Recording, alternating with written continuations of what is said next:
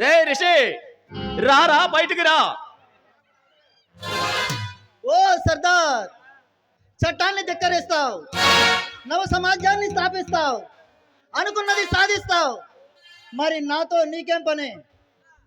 పని ఉంది కాబట్టే వచ్చాను. రామన్నగూడెం వివరాలు నీకు ఎలా తెలుసు? అక్కడ జరిగిన దారుణ మారకాండ గురించి నీకు ఎలా తెలుసు? చెప్పు. చెప్పను. నీకు చెప్పవలసిన అవసరం నాకు లేదు. చెప్పాలి, చెప్పి తీరాలి. ఏ దౌర్జన్యం చేస్తున్నావా? కాదు, అర్థిస్తున్నాను. రామన్నగూడెం ఒక దేవాలయం. ఆ దేవాలయంలోకి రాక్షసులు ప్రవేశించి రక్తపాతం జరిపి నా తాతను, నా తల్లిని చంపి నన్ను ఒంటరి వాడిని చేసి కుప్పలు కుప్పలుగా శవాలు తగలబెట్టి ఈ రాక్షస పాలన సాగిస్తున్నా ఆ నరహంతులను వేటాడడానికి నేను ఆయుధం చేత పట్టాను. అంటే నీవు ఆ గూడెంలో పస్తులుంటూ దరిద్రాన్ని అనుభవిస్తూ దేశ భవిష్యత్తును కాపాడడానికి ఎదురు తిరిగి నా ప్రాణాలు పోగొట్టుకున్న రామయ్య మనవడిని, గౌరమ్మ కొడుకుని.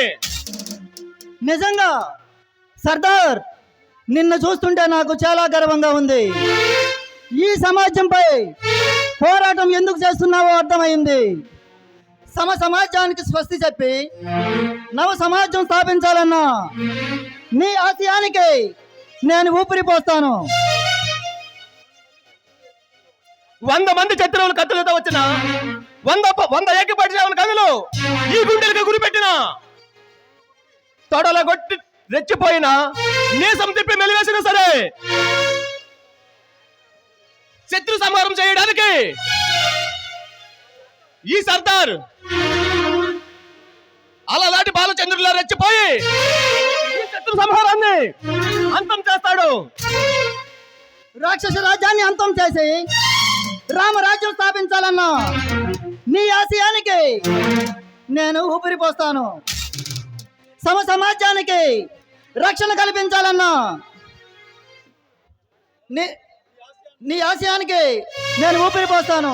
ఇక రెచ్చిపోయి శత్రు సంహారం మొదలుపెట్టు. అంత కసిగా మాట్లాడుతున్నావంటే నువ్వు కూడా వాళ్ళ రాక్షస తత్వానికి బలైపోయింది అన్నా. అవును, నీ గూడెం నా గూడెం, నీ ఆశయమే నా ఆశయం, నీ జీవితమే నా జీవితం. అంటే నీవు రామన్నగూడెం సస్యశ్యామలంగా ఉండాలని ఎన్నో కలలు కని ఆ గూడాన్ని రక్తపాతం చూసి శత్రువులను వేటాడడానికి వెళ్ళి నా తల్లి చేసిన మోసానికి ఆ రాక్షసుల చేతుల్లో చంపబడ్డ ప్రదీప్ కొడుకు రిషి. ఈ రోజు నాకు చాలా ఆనందంగా ఉంది రిషి. ఒంటరి పోరాటం చేస్తున్న నాకు చక్కగా నీ తోడు దొరికింది. అవును సర్దార్, మనమిద్దరం ఒక గూటిలో గువ్వలం.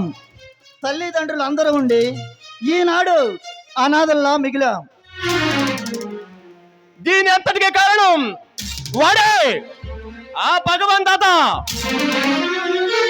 వాడు బయట ప్రపంచంలో ఎప్పుడు అడుగు పెడతాడని కళ్ళారా చూస్తున్నాను. వాడి రూపం నా కళలో మెదులుతూనే ఉంటుంది. వాడు చేసిన రాష్ట్ర తత్వం నా మదిలో మెదులుతూ ఉంటుంది. వదలను, వాడిని వదిలిపెట్టను. అవును సర్దార్, మన ఇద్దరికి ఇంత అన్యాయం చేసిన వాళ్ళెవరో తెలియక పేపర్లో ప్రింట్ వేయించాను. వాడు బయటకు వస్తాడనుకున్నాను, కానీ రాలేదు. నా నుంచి దూరం అయిపోయినా నువ్వు నా దగ్గరికి వచ్చావు. నాకు చాలా ఆనందంగా ఉంది. నిన్ను కలిసినందుకు నాకు చాలా ఆనందంగా ఉంది. ఈ రోజు నుండి మన ఆశయం ఒకటే,